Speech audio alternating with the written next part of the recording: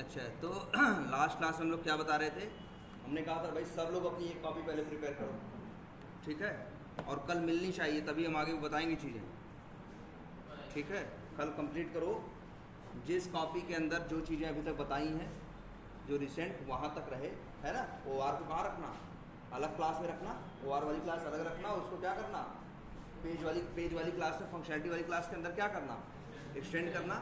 चाहो तो दोनों को एक ही पैकेज में भले रख लेना, बस ये इतना स्ट्रक्चर अब आप सब लोगों को मेंटेन करना है, ठीक है। एक चीज़ हमने आपको और बताई थी कि ये आपको एक ध्यान देना है,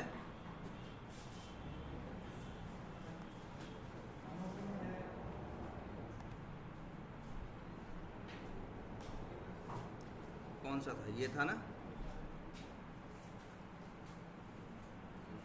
और यार नहीं तो लो, इसको यूज़ कर लो, इसी को यूज़ कर लो। और कुछ पैकेज कम करना चाहो तो जो खाली है उनको क्या कर दो? डिलीट कर दो। इतने पे इसी को यूज़ कर लो ना। इसी कॉपी को लेके सब लोग इसी में चेंज करके अपने हिसाब से क्या कर लो, बना लो। ज़्यादा नहीं, 1-2 टेस्ट केस ऑटोमेट रहे, बहुत, ठीक है। तो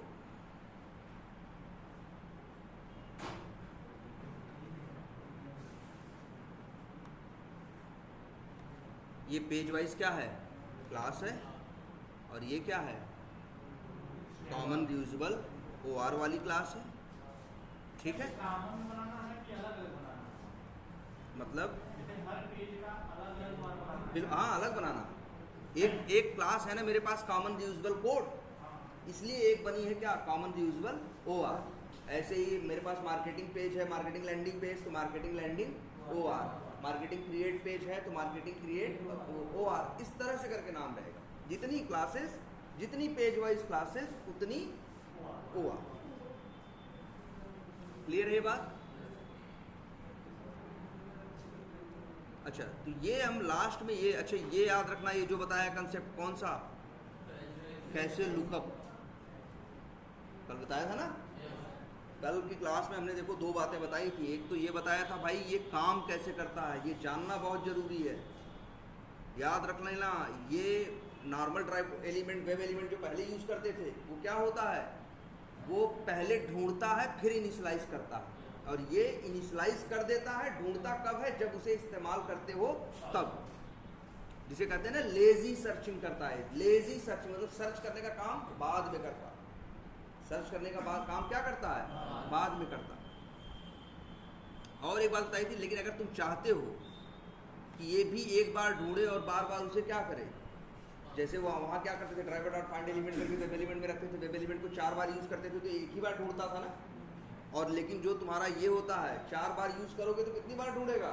4 बार। यही कल बताया था ना। लेकिन अगर तुम चाहते हो कि ये एक बार ढूंढने के बाद 4 बार भले यूज करें, 4 बार ढूंढे ना, सिर्फ यूज करें, तो उसके लिए क्या लिखना पड़ेगा? @कैसे लुकअप। अगर सब में ये क्वालिटी चाहते हो तो सब में लिखना पड़ेगा। अभी किस पे लिखा है? यूजर नेम के लिए लिखा है, तो यूजर नेम वाला जो वेब एलिमेंट है, ये एक बार बनने के बाद 4 बार इस्तेमाल होगा, ठीक है। लेकिन ये इस्तेमाल, इसके साथ ये क्वालिटी नहीं है। इसमें तो है 4 बार यूज करोगे तो 4 बार ढूंढेगा, फिर 4 बार क्या करेगा? यूज करेगा। क्लियर है ये बात? और ये हमने कहा था लास्ट क्लास में आपसे कि आप क्या कर लो भाई, ये जो OR वाले जो एलिमेंट्स हैं, इन सबको क्या बनाओ? प्राइवेट। प्राइवेट बनाओगे तो अपने चाइल्ड क्लास में भी यूज नहीं हो पाएंगे। ये प्रोटेक्टेड तो हो जाता है, लेकिन प्राइवेट नहीं होगा, ऐसे ना। तो ये एक चीज ये कहे थे, और यही तो कंसेप्ट है क्या? इनकैप्सुलेशन। कि वेरिएबल क्या बनाओ? प्राइवेट। और जहां उसे यूज करना है, जैसे भाई हमको चाहिए ना, क्या हमें ये वेब एलिमेंट चाहिए ना, कैसे यूज करेंगे? अब ये प्राइवेट है, अब तो इस्तेमाल नहीं होगा ना। देखो, अब तो इस्तेमाल ये नहीं होगा ना। जहां जहां इस्तेमाल किए होगे वहां वहां क्या आने लगा होगा? एरर आने लगा होगा, क्योंकि वेरिएबल हम तुमने क्या बना दिया? प्राइवेट बना। तो इनकैप्सुलेशन यही कहता है कि वेरिएबल को बनाओ प्राइवेट। अगर बाहर यूज करना है तो एक मेथड बनाओ जिसे बोलेंगे गेटर मेथड। उसके गेटर क्यों, उसके थ्रू बाहर लो। कैसे, पब्लिक, और अच्छे देखो वाइड लिख रहे हैं और नाम क्या रख रहे हैं, गेट, क्या नाम रख देंगे, अक्सर उसके नाम में हम क्या यूज करते हैं, get word, get user name, और फिर क्या, टीबी या जो भी नाम रखना चाहें रख के, और यही हम क्या करें, रिटर्न करा दें। तो वही बात है कि नहीं है। इनकैप्सुलेशन का मतलब ही बस चीज को घुमा के दो, डायरेक्ट देने के बजाय। यहाँ वाइड की जगह यूजर नेम टीबी का टाइप क्या है, वेब एलिमेंट, तो यहाँ लिख दोगे क्या, वेब एलिमेंट। ऐसे ही हर वेरिएबल के साथ करना है, ऐसे ही हर वेरिएबल के साथ। आप अब यूज कैसे करोगे, ये तो यूज नहीं कर पाओगे, लेकिन इसको तो कॉल कर सकते हो। ये तो कौन सा मेथड है, पब्लिक है ना, और जब इसको कॉल करोगे तो ये भी रिटर्न करके क्या देगा तुम्हें, यूजर नेम का वही वेब एलिमेंट ही तो देगा। देखो कैसे यूज करेंगे।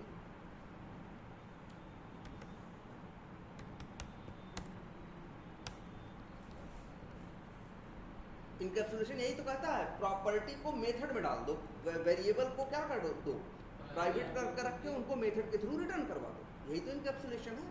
इनकैप्सुलेशन पूछेगा तो यही एग्जांपल दोगे कि हमने अपने पेज वाइज क्लासेस में जो एलिमेंट डिक्लेयर कर रखे हैं उन सब के साथ गेटर क्या बना रखे हैं, मेथड। वेरिएबल हमने सारे वेब एलिमेंट टाइप के वेरिएबल कैसे बनाए हैं, प्राइवेट, लेकिन गेटर मेथड के थ्रू उनको रिटर्न कराया है। यहाँ हमने यूज किया है इनकैप्सुलेशन का। इनकैप्सुलेशन जब पूछेगा तुरंत बताना है। और इसका ऐसी पासवर्ड का क्या हो जाएगा, गेट। अभी उसका बनाएंगे कि नहीं, अभी बनाए नहीं है ना, एक एक करके सबका बनाना पड़ेगा। अगर पहले से तुम्हें पता है हमें बनाना है, तो जब हम प्राइवेट वेरिएबल बनाते हैं उसी साथ में उसी टाइम पे क्या कर देते हैं, एक गेटर मेथड भी दे देते हैं। तो ये कहता है आपको कंसेप्ट, इनकैप्सुलेशन कहता है क्या है कि डेटा हाइडिंग, डेटा मतलब हेलो नहीं छोड़ दो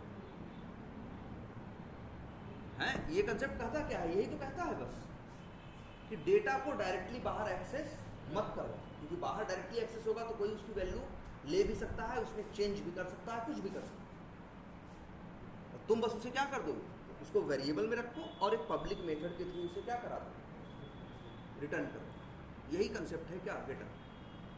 तो ऐसा अगर यहाँ 20 वेब एलिमेंट है तो 20 मेथड बनाओगे, 50 वेब एलिमेंट होंगे तो 50 गेटर मेथड बनाओगे। और ऐसे एक होता है कौन सा मेथड, लोग गेटर बनाते हैं और साथ में क्या बनाते हैं, सेटर। सेटर का मतलब इस वेरिएबल में वैल्यू डालना।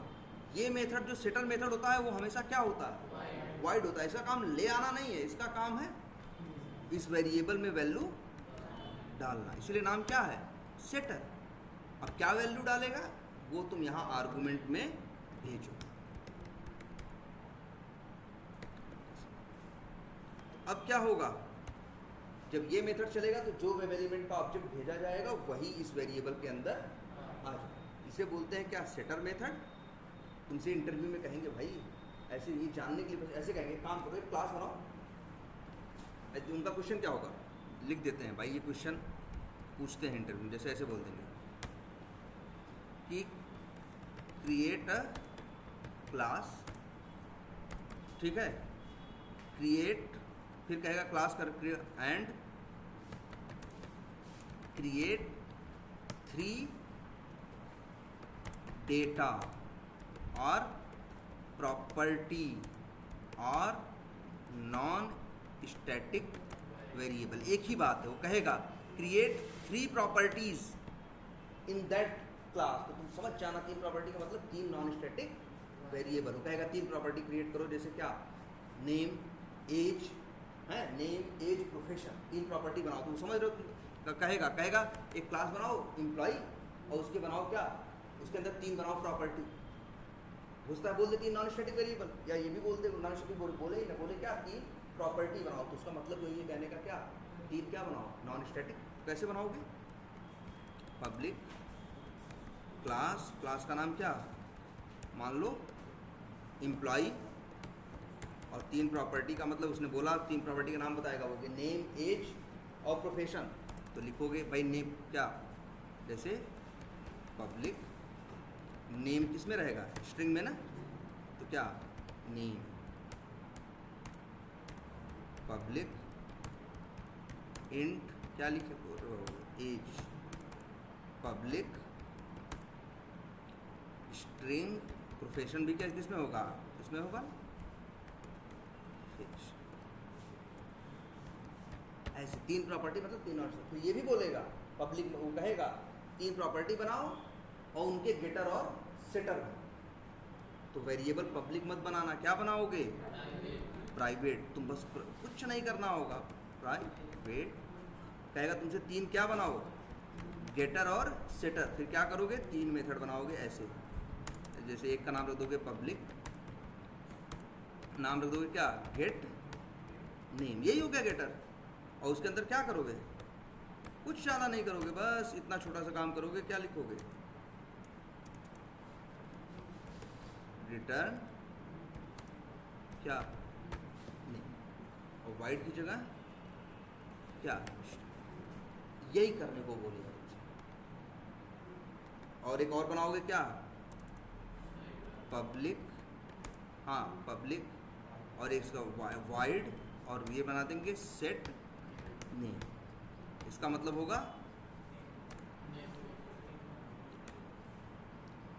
इसमें हम क्या करेंगे, बस इसमें क्या करेंगे, नेम वेरिएबल के अंदर जो नॉन स्टैटिक वेरिएबल है उसमें वैल्यू डालेंगे। कहाँ से, जो बना इसके अंदर एक आर्गुमेंट जो भेजेगा, लिख देते हैं न्यू। तो नेम बराबर क्या हो गया, न्यू। अच्छा ये काम अगर ये पब्लिक वेरिएबल रहता, अगर यही स्ट्रिंग नेम जो है कैसा वेरिएबल रहता, पब्लिक, तो एम्प्लॉय का ऑब्जेक्ट बना के सीधे वैल्यू निकालना का होता तो डॉट नेम करके उसको राइट साइड में रख के वैल्यू निकाल लेते। डालना होता तो डॉट नेम बराबर नई वैल्यू डाल के वैल्यू क्या करते, डाल देते। लेकिन इंकैप्सुलेशन करता भैया बनाना प्राइवेट, डायरेक्ट इसे इस्तेमाल नहीं करना। ऐसे ऐसे ऐसे 3 गेटर और 3 सेटर मेथड बना दोगे, टोटल 6 मेथड बन जाएंगे। तुमसे ऐसा बोलेंगे तो समझ जाना क्या कर रहे हो। कहेंगे क्लास बनाओ, उसे 3 प्रॉपर्टी बनाओ, एम्प्लॉय नाम की क्लास बनाओ, 3 प्रॉपर्टी बनाओ, नेम, एज और प्रोफेशन, और उनके गेटर और सेटर। समझ लो ऐसे ये बात कर रहे हैं। एकदम बनाना है, एक भी गलती नहीं करनी है, और नोटपैड भी बनाना होगा, समझ रहे हो। तो बस यही गेटर तो आसान है ना, इतना तो करना है ना भाई। अब आप इसे कंप्लीट करो, ये नहीं हो। हम वही एक चीज़ और बताने के लिए कह रहे थे कि अभी क्या है, 50 एलिमेंट है, तो 50 गेटर बनाने, सेटर हमें चाहिए नहीं, हमें चाहिए क्या, सिर्फ वेरिएबल को बाहर यूज करना। हमें चाहिए सिर्फ क्या, गेटर। 50 मेरे पास वेरिएबल है और 50 हमें चाहिए क्या, गेटर। तो हमें 50 मेथड तो बनाने पड़ेंगे। अगर सेटर बनाने पड़ेंगे कितने बनाने हो जाएंगे, 100। और सिर्फ गेटर बनाने पड़े तो यहाँ अगर 50 एलिमेंट है तो कितने बनेंगे, 50 बनेंगे कि नहीं बनेंगे, बोलो। लेकिन एक तरीका ऐसा है कि तुम्हें बनाने की ज़रूरत नहीं पड़ेगी, तब भी बन जाएगा। बनेगा भी नहीं, यहाँ दिखाई भी नहीं देगा, लेकिन तुम इस्तेमाल कर पाओ। एक तरीका ऐसा है, उसके लिए जानते हो क्या करना होता है तुम्हें।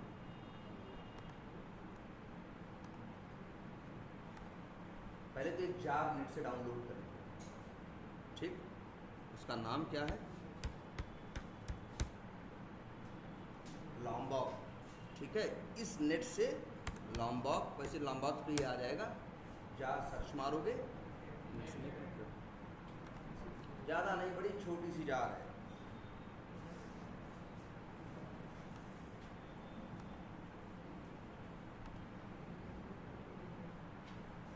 कौन सा, तो ये जार बड़े काम की है। चलो गूगल पे सर्च करो,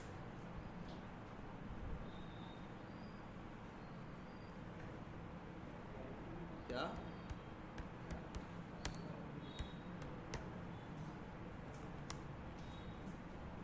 ये मिल गई, मिल गई ना, डाउनलोड कर।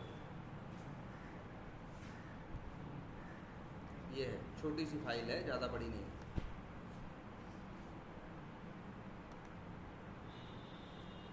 कितने साइज़ की है, अच्छा 2 MB की। कितने की है, 2 MB की छोटी सी फाइल है, जार फाइल। ये डाउनलोड करो, और डाउनलोड करने के बाद अपने, जैसे क्या करते हो, अच्छा डाउनलोड करने के बाद जार को क्या करते हो, प्रोजेक्ट में जाते हो, बिल्ड पाथ करके ऐड करते हो ना, इसको भी वही काम करना है।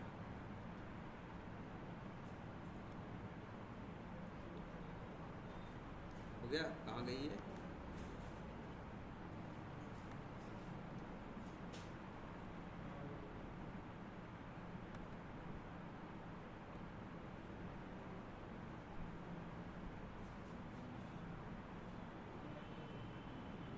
एक minute, so all download, so in folder, ये जार फाइल है ना, इसे कॉपी कर लो। कॉपी करके हम ले आ रहे हैं, देखो तुम्हारे प्रोजेक्ट में यहाँ पे कहाँ डालें, जार नाम का फोल्डर बनाए हो, कहाँ बनाए हो, इसी के अंदर क्या कर दे रहे हैं। और वैसे यहीं से भी डायरेक्ट भी कर सकते हैं, राइट क्लिक करो, वैसे बिल्ड पाथ करके होता है ना, बिल्ड पाथ में जाओ, ऐड टू बिल्ड पाथ कर दो, ये जार भी लग। अब तुमको गेटर मेथड बनाने की ज़रूरत नहीं है, फिर भी गेटर मेथड काम करेगा, देख लेना। चलो देखते हैं कैसे काम करेगा। चलो यहाँ देखो, अभी तो देखो यहाँ तो काम नहीं कर रहा है ना भाई। अगर काम करता होता बिना बनाए तो यहाँ काम करता, जबकि हमने जार क्या कर दिया है, लगा दिया है कि नहीं लगा दिया है, लेकिन फिर भी यार काम नहीं कर रहा है तो ना, एरर दे रहा है कि नहीं दे रहा। जबकि हम यही उम्मीद कर रहे हैं। उम्मीद क्या कर रहे हैं हम जानते हो, कि हमने वहाँ लिखा है सिर्फ यूज़र नेम टीवी, कोई गेटर मेथड बनाया नहीं है, लेकिन गेट यूज़र नेम टीवी नाम का मेथड कॉल करेंगे तो कॉल हो जाएगा। जबकि कॉल हो नहीं रहा है। क्या करना था, पहले जार लगानी थी, जार हमने लगा ली, अभी भी ये काम नहीं कर रहा है। नहीं करेगा जानते हो कब तक, जो जार डाउनलोड की थी कहाँ गई, इसे तुम्हें डबल इसे रन करना पड़ेगा। नॉर्मली तुम जार को रन नहीं करते थे, क्या करते थे उसे, बस उसको नहीं एक्सटेंड उसको बिल्ड बात करके ऐड कर देते थे ना, और तो कुछ नहीं करते थे। और इसके साथ क्या करना है जानते हैं, उसको ऐड तो करना है और साथ ही इसे क्या करना है, डबल क्लिक करना है। एरर दे रहा है क्या भाई, एक काम करते हैं, इसको राइट क्लिक करते हैं, ओपन विथ, नहीं एक होता है ना रन एज एडमिनिस्ट्रेटर, ऑप्शन आ रहा है इसमें।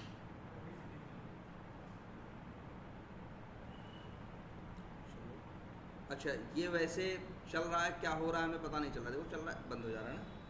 इसको हम एक काम करते हैं, आपको पता है ना कमांड प्रॉम्प्ट, उसमें करते हैं। खुल गया। अब लिखते हैं जावा डैश क्या जार, और उसका नाम क्या था, लॉन्गबॉक डॉट। अब चल रहे हैं, ये क्या कह रहा है, कांट फाइंड आईडी। जानते हो ये क्यों चला रहे हैं, लॉन्गबॉक को हमने बिल्ड पाथ करके ऐड कर दिया ना उसकी जार, लेकिन इक्लिप्स को नहीं पता है।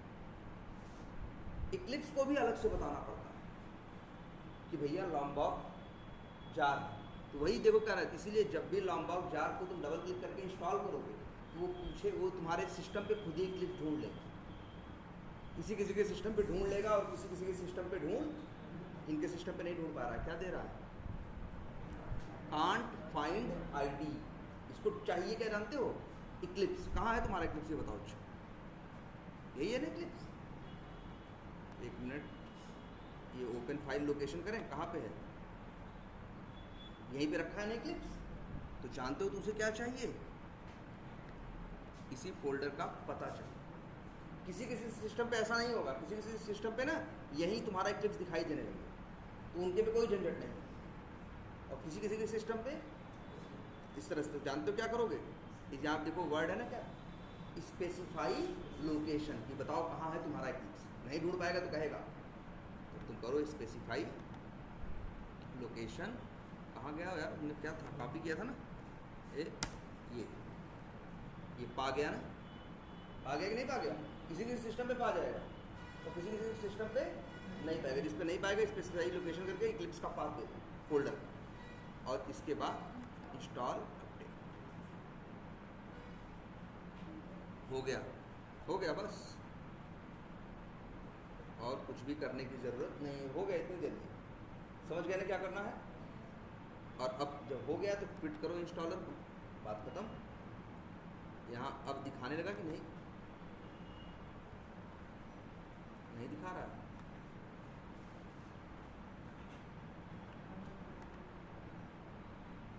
यार ये एरर गायब हो जानी चाहिए। तो एक काम करते हैं, इसके लिए हमें अपना इक्लिप्स एक बार क्या करना होगा भाई, कुछ इक्लिप्स में नया डाले हो तो एक बार इक्लिप्स क्या कर लो अपना, रीस्टार्ट। अब देखो,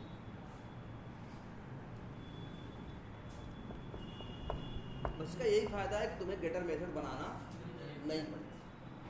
नहीं तो वैसे क्या होता था, 50 एलिमेंट हैं तो 50 मेथड ही बनाते थे, क्लास को बड़ी हो जाती थी। अब ये करने की जरूरत, क्या करें, सेटर भी नहीं बनाना पड़ेगा। चाहोगे तो सेटर भी, गेटर सेटर सब बना देगा ये। एरर तेरा ना, अभी भी एरर तेरा कह रहा हो, क्योंकि तुमने क्या क्या क्या ये बताओ पहले। लॉन्गबॉक अपने बिल्ड पाथ करके जोड़ा, नंबर 1।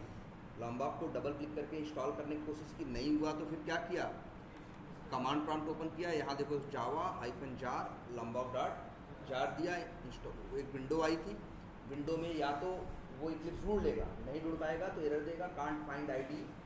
ओके करोगे, स्पेसिफाई लोकेशन करके इक्लिप्स कहाँ है अपना बता दोगे। जब बता के हो जाओगे, अभी भी काम नहीं करेगा। काम करने के लिए एक लाइन लिखनी पड़ेगी। क्लास इसी क्लास के अंदर है ना, सॉरी इस क्लास नहीं, कौन सा, कॉमन रीयूजेबल ओआर है ना, इसी क्लास के लिए, इसी के वेरिएबल का गेटर मेथड चाहते हो ना, तो बस इसके ऊपर लिख देना @getter। बस अब इसके जितने वेरिएबल हैं सबका गेटर तैयार। सबूत देखो यहाँ,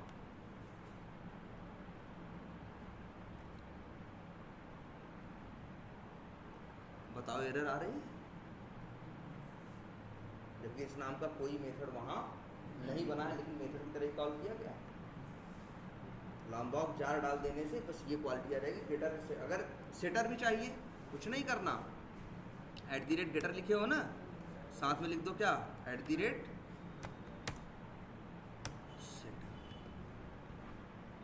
सेटर भी तैयार बिना बने, ठीक है।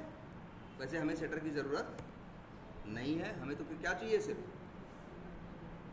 लेकिन ये गेटर नहीं लिखोगे तब तक काम नहीं करेगा।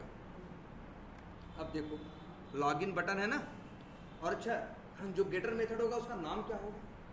गेटर मेथड का भी क्या होता है, नाम होता है। हम लोग अक्सर नाम गेट करके देते हैं ना, ये लोग भी ऐसे ही करते हैं। इसका नाम क्या है, लॉगिन BT ना, तो जो गेटर मेथड है उसका नाम क्या जानते हो, गेट लॉगिन।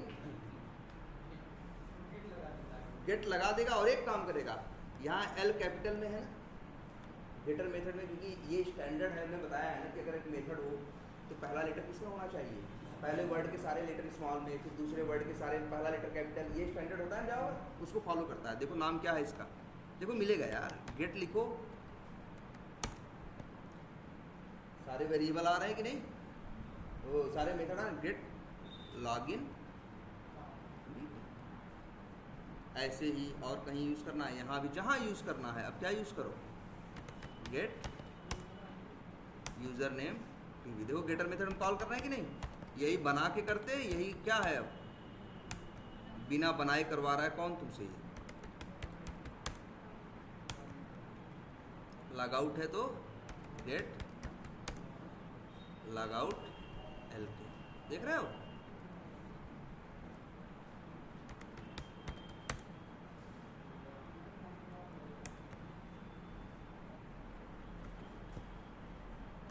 ये भैया अभी प्रोटेक्टेड ही है ना, इन सबको फिर क्या बनाना है अब हमें,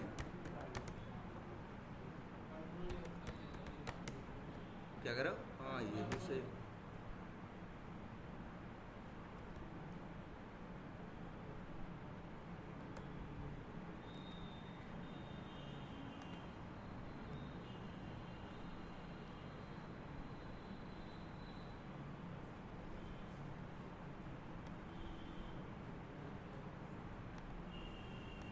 लो अब सब जगह देखो एरर दे रहा है, लेकिन इसको कैसे सही करोगे, गेट क्या नाम था इसका, हाँ गेट मार्केटिंग अकाउंट। समझ गए ये क्या करना है। तो तुमसे पूछेगा कि तुम बताओगे तुम्हारे इनकैप्सुलेशन कहाँ यूज़ हुआ है, या तुम खुद ही बताओगे जब फ्रेमवर्क अपना एक्सप्लेन करोगे कि हमने एलिमेंट बना रखे हैं। OR वाली क्लास में सारे प्राइवेट हैं, उनको यूज़ करने के लिए हमने गेटर मेथड यूज़ कर रहे हैं, लेकिन हमने गेटर मेथड बनाए नहीं है, हमने इसके लिए लॉन्गबॉक जार का यूज़ किया है।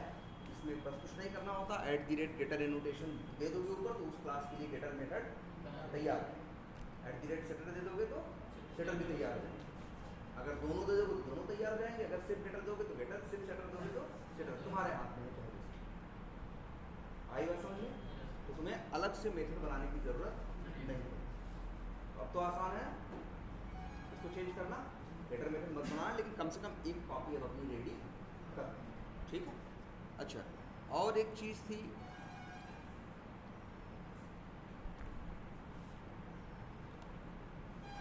जैसे मान लो किसी एलिमेंट मान लो हमें पेज के सारे टैब्स पे क्या करना है, ये सिनेरियो करवाया था ड्राइवर.फाइंड एलिमेंट्स वाला, हमने करवाया था कि भाई सारे टैब पे क्लिक करना है या सारे चेक बॉक्स पे क्या करना है, चेक करना है। कैसे किया था आपने, ड्राइवर.फाइंड एलिमेंट्स लिखा था, फिर xpath दिया था, y.xpath, और उसमें फाइंड एलिमेंट्स में कॉल किया था, xpath दिया था, xpath भी क्या दिया था, / टैग नेम है ना, इस तरह से करके तुमने दिया था नहीं दिया था। वहाँ पे शायद नेम था क्या, selected_id, तो उसका आया था ना, सारे चेक बॉक्स आए थे। यहाँ नहीं करना ड्राइवर.फाइंड एलिमेंट्स, अगर यही काम तुम इस पेज ऑब्जेक्ट मॉडल में इस तरह से करोगे तब, क्योंकि उसके लिए तुम यूज़ करोगे क्या, देखो जैसे लिखते हैं पब्लिक, सॉरी क्या, प्राइवेट वेब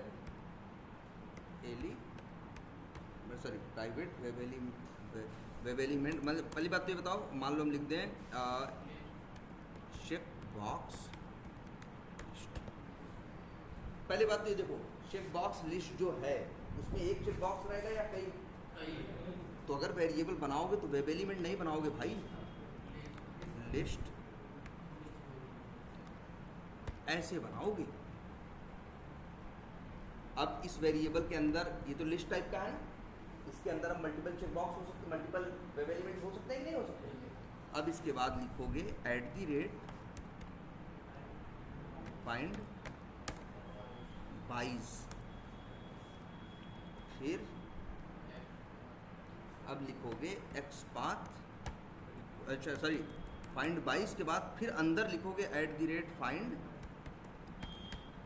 बाई, और फिर अंदर लिखोगे xpath = और क्या लिखोगे, /input @name = सिंगल कोट्स के अंदर यहाँ पे लिख दोगे selected_id।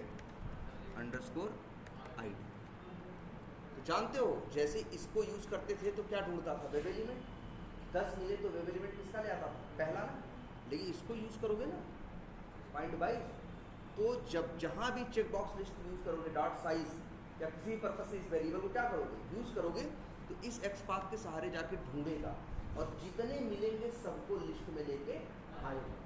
तुम्हें ड्राइवर.फाइंड एलिमेंट्स करना नहीं है, लिस्ट तुम्हारे पास क्या रहेगी, रेडी। तो जहाँ पे भी फाइंड एलिमेंट्स वाले सिनेरियो होते हैं किसमें, अरे इसमें क्या कहते हैं, पेज ऑब्जेक्ट मॉडल में, जो लोग ये पेज फैक्ट्री यूज़ करते हैं, जैसे हम लोग यूज़ कर रहे हैं ना पेज फैक्ट्री, भाई @find by एनोटेशन करके कर रहे हैं कि नहीं, पेज फैक्ट्री के थ्रू इनिशियलाइज कर रहे हैं। जो लोग ये अप्रोच यूज़ करते हैं, जब उनको मल्टीपल एलिमेंट्स चाहिए होते हैं तो ड्राइवर.फाइंड एलिमेंट्स नहीं लिखते, बस वो सीधे वेरिएबल का नाम लिखते हैं, बस वेरिएबल का टाइप लिख देते हैं क्या, लिस्ट वेब एलिमेंट। यहाँ @find by की जगह @find बाइज लिखते हैं और अंदर लिखते हैं @find। ऑटोमेटिक जहाँ भी इसको ये इस्तेमाल करेंगे, जहाँ भी इस वेरिएबल को इस्तेमाल करेंगे, ये क्या मिलेगा, लिस्ट। डॉट साइज करेंगे तो जितने एलिमेंट हैं वो बताएगा, डॉट गेट 0 कहेंगे तो उस लिस्ट का पहला वेब एलिमेंट देगा। तो मतलब वही काम तो पहले भी कर रहे थे, लेकिन पहले एक लाइन एक्स्ट्रा लिखते थे ना, ड्राइवर.फाइंड एलिमेंट्स, तब मिलता था क्या, लिस्ट वेब एलिमेंट, और इसके बाद लिखते थे। अब वहाँ ये सब करने की जरूरत नहीं, डायरेक्ट इस वेरिएबल को यूज़ करो और ये लिस्ट। क्लियर है ये, बोलो भाई, कंफ्यूजन इसमें कोई, यदि पूछेंगे इंटरव्यू में ये भी कि पेज फैक्ट्री यूज़ कर रहे हो तो मल्टीपल एलिमेंट्स को या लिस्ट ऑफ एलिमेंट को कैसे मैनेज कर रहे हो, तो एक मिनट को, तो तुम कहोगे कि सर हमने क्या कर रखा है, टाइप हमने मतलब वेरिएबल बना रखा है और उसके ऊपर @find बाइज एनोटेशन लगा रखा है। जब @find बाइज लगता है तो अब सीधी बात है, वो इतने पे एक नहीं ले आएगा, जितने मिलेंगे उतने ले आएगा, जितने मिलेंगे उतने ले आएगा। तो सीधी बात है, उनको एक वेब एलिमेंट टाइप के वेरिएबल में तो रख नहीं सकता, इसीलिए यहाँ क्या लिखना पड़ेगा तुमको। अगर कभी @find by लिखे और यहाँ क्या लिखे तो ये काम कंपाइल भरे हो रहा है लेकिन काम नहीं करेगा। कहाँ एरर दे रहा है? एरर नहीं दे रहा है लेकिन फिर भी काम नहीं करेगा। याद रखना, जब भी @find by लिखोगे तो वेरिएबल का टाइप वेब एलिमेंट नहीं होना चाहिए। क्या होना चाहिए? List web element.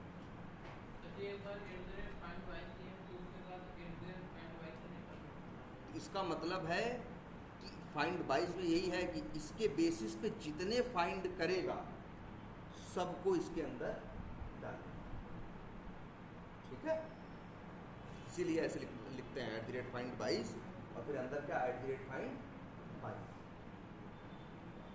क्लियर है ये? कोई कंफ्यूजन इसमें? हाँ बोलो।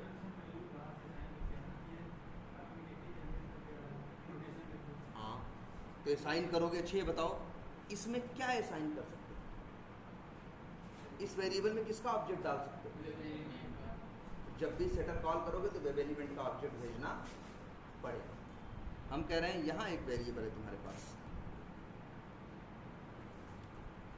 कौन सा? यहाँ। इसके लिए भी काम करेगा, प्राइवेट वेरिएबल है ना, इसके लिए भी गेटर सेटर काम करेगा। लॉम्बॉक ये नहीं देखता कि कौन वेब एलिमेंट है और कौन स्ट्रिंग है कौन क्या। उसको तो क्या है, अगर एक नॉन स्टैटिक वेरिएबल है प्राइवेट तो हम उसका गेटर सेटर दे रहे हैं। तो अगर हाँ भाई तो XYZ में क्या डाल सकते हो? स्ट्रिंग टाइप का है तो क्या डालोगे? स्ट्रिंग। तो जो सेटर मेथड मिलेगा ना, देखो एक सेटर मेथड मिलेगा, अगर यहाँ लिख दें @getter और @setter। जरा यहाँ देखो, कहीं यहाँ यूज करके देखें क्या मेथड का नाम है? गेट नहीं, क्या नाम रखा है? सेट। देखो सेट टू XYZ है और आर्गुमेंट में क्या मांग रहा है भाई? वहाँ और स्ट्रिंग ही तो सेट करोगे। तो सेटर मेथड में ऑटोमेटिकली समझ लो बना हुआ तैयार है, तो बस स्ट्रिंग भेजो, उसमें वैल्यू क्या हो जाएगी? चेंज। वो हाँ भाई उसी से हो भाई, बात समझ में? हाँ बस इसीलिए है ही है कि आपको गेटर भाई, क्योंकि तुमको लग रहा है गेटर सेटर फालतू है, लेकिन गेटर सेटर के बिना हम लोग कोड नहीं लिखते, हम लोग नॉन स्टैटिक वेरिएबल नहीं बनाते। हम लोग जब भी बनाते हैं हमेशा ये चीज़ फॉलो करते हैं। प्राइवेट बनाते तो हमें ढेर सारे गेटर मेथड बनाने पड़ते हैं, कई बार ढेर सारे वेरिएबल होते हैं, हमारे लिए बड़े काम की चीज़ है, तो हमें बनाने की ज़रूरत नहीं है और वो फंक्शनलिटी वो फीचर हमें मिल रहा है। तो स्टैंडर्ड भी फॉलो हो रहा है, सिक्योर भी है और प्लस ज़्यादा टेढ़ा भी नहीं पड़ रहा है। इसीलिए काम उसका यही दो काम है, गेटर सेटर मेथड को मैनेज करना। नहीं प्रोटेक्टेड में है, देखो प्रोटेक्टेड में एक चीज़ ये भी रहती, उसी क्लास के अंदर यूज़ होता चाइल्ड में, अगर इन केस कभी बाहर जरूरत पड़ती तो नहीं यूज़ होगा। अब क्या है, प्राइवेट भी है, चाइल्ड में भी यूज़ कर लो, कहीं और भी यूज़ कर लो, चाहे जहाँ यूज़ कर लो। और इनकैप्सुलेटेड, देखो इनकैप्सुलेशन का मतलब सिर्फ यही नहीं होता, इनकैप्सुलेशन का एक मतलब ये भी होता है, जैसे ये देखो ये वैल्यू है, वेरिएबल है, प्राइवेट मान लो प्रोटेक्टेड है तो चाइल्ड में यूज़ होगा। अब कई बार ऐसा होता है कि हम जैसे हमें लगता है कि इस वेरिएबल में भैया ये वैल्यू डालोगे तो गलत है, जैसे मान लो एज, हम ये एग्जाम्पल हम उस समय दिए जब पढ़ा रहे थे इनकैप्सुलेशन, जैसे एज में तुमको वोट बनवाना है तो उसमें उम्र अपनी कम डालोगे, तो अगर वेरिएबल डायरेक्ट यूज़ कर रहे हो तो चाहे उसमें कम डालो चाहे ज़्यादा, वेरिएबल क्या मतलब, तुम उसमें कोई लॉजिक नहीं लिख सकते। लेकिन अगर एक सेटर मेथड बना देता तो अंदर कंडीशन लगा सकते हो, चेक कर लो, अगर उम्र इतनी हो तो डालो, ना हो तो एरर दे दो या वापस भेज दो, तो कर सकते हो। ये कंट्रोल तुम्हारे हाथ में कब आता है? जब तुम यूज़ करते हो इनकैप्सुलेशन। इनकैप्सुलेशन बात इसकी करता है ना कि डेटा को वेरिएबल के थ्रू यूज़ करने के बजाय मेथड के सहारे यूज़ किया है, क्योंकि जब मेथड के सहारे यूज़ करोगे तो मेथड के अंदर तुम अपना अलग से कुछ लॉजिक भी तो लिख सकते हो, लेकिन वेरिएबल लॉजिक थोड़ी होता है। वेरिएबल जहाँ जाएगा बेचारा, दोगे वैल्यू तो ले लेगा, मांगोगे तो दे देगा। तुम चाहते हो नहीं भैया ऐसा रहे तो मत लेना, ऐसा रहे तो मत देना, ये ड्रामा चाहते हो, ये लॉजिक है, ये अलग से चीज़ें चाहते हो, ये बिना इनकैप्सुलेशन के संभव नहीं। इनकैप्सुलेशन वाली क्लास देखना, उसमें हमने एग्जाम्पल ही बताया। इनकैप्सुलेशन में कंट्रोल है मेरे हाथ में, इसमें क्या जाए और इसमें क्या। अभी ये वेरिएबल है, कोई कंट्रोल नहीं है, वेरिएबल है, कोई कंट्रोल नहीं। भाई कोई लेफ्ट साइड पे रखेगा, राइट साइड में वैल्यू रखेगा तो वैल्यू चली जाएगी। राइट साइड में वेरिएबल इसको रखेगा, लेफ्ट साइड में वेरिएबल रखेगा तो वैल्यू यहाँ से इसमें आ जाएगी। लेकिन हम चाहते हैं ना भैया ऐसे हो तो जाए, ऐसे हो तो न जाए, ये सब चाहते हैं। इसका तो कहीं लॉजिक लिखना पड़ेगा ना, वो लॉजिक कहाँ लिखते, कोड कहाँ लिखते होंगे करके अंदर, है कि नहीं। और इनकैप्सुलेशन कहता है ये सीधी बात कि डेटा को डायरेक्टली एक्सेसिबल नहीं रखना। डेटा को किसी को यूज करना हो तो डेटा को रखो क्या, प्राइवेट। और हिटर और सेटर मेथड से हमारे हाथ और एक कंट्रोल। अगर तुम चाहते हो कोई वैल्यू वेरिएबल की चेंज ना कर पाए तो सेटर मेथड मत बनाओ। प्रोटेक्टेड, लेकिन प्रोटेक्टेड में वैल्यू चेंज भी तो हो। जैसे तुम चाहते हो कि हमें वेरिएबल है और उसकी वैल्यू चेंज ना, लेकिन वेरिएबल है, प्रोटेक्टेड हो चाहे पब्लिक हो चाहे प्राइवेट, अगर कोई एक्सेस करेगा तो चाहेगा वैल्यू उसमें डाल भी लेगा और चाहेगा वैल्यू क्या करेगा, निकाल लेगा। लेकिन प्राइवेट बना दिया तब बाहर वाला भाई यूज पब्लिक, अब हमको गेटर सेटर चाहिए, हमने गेटर बनाया सेटर बनाया ही, तो बाहर वाला क्या कर सकता है, ऐसे गेट कर सकता है लेकिन सेट नहीं कर, मतलब कंट्रोल सारा मेरे हाथ में आ जाएगा अगर ये गेटर सेटर के कंसेप्ट का हम यूज करेंगे तो। ठीक है, और सारा खेल इसी कंट्रोल का है। बोलो किसकी, हाँ चेंज कर, देखो वैसे देखो कहीं भी इस वेरिएबल को बाहर यूज करोगे इसकी वैल्यू निकाल सकते हो और डाल सकते हो। अगर वेरिएबल पब्लिक या प्रोटेक्टेड है तो कम से कम चाइल्ड में कर सकते हो, ठीक है।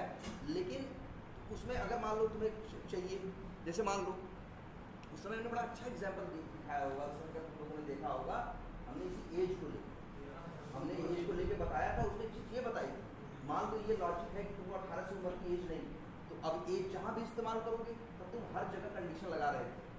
शायद हर जगह कंडीशन कि अगर एज ये है कि करके जगह जगह लगा, हमने कहा वही गेटर मेथड के अंदर एक जगह डाल दो, जहाँ भी इस्तेमाल होगा वो अपने आप काम करे। तो ये इनकैप्सुलेशन वाली क्लास जरूरत पड़ेगी, उसको देख लेना पड़ेगा। देखो तुमको ये चीज़ पूछेगा उसके कौन कौन से कंसेप्ट अपने फ्रेमवर्क में यूज किए। पॉलीमॉर्फिज्म जो है अभी देखो अभी तो नहीं हुआ, बनाए हैं ओवरलोडेड में तो, अच्छा हाँ बनाए हैं शायद, हाँ वो तुम्हारा क्या है वो, लेकिन जो वो है ये ओवरलोडिंग है, ये कंपाइल टाइम पॉलीमॉर्फिज्म, और हाँ बिल्कुल, और एक रन टाइम पॉलीमॉर्फिज्म होता है वो अभी हमने यूज नहीं किया, जिसमें क्या होता है ओवर राइडिंग वाला कंसेप्ट, जहाँ पेरेंट और चाइल्ड जो है पेरेंट क्लास में क्या करते हैं ओवर राइड।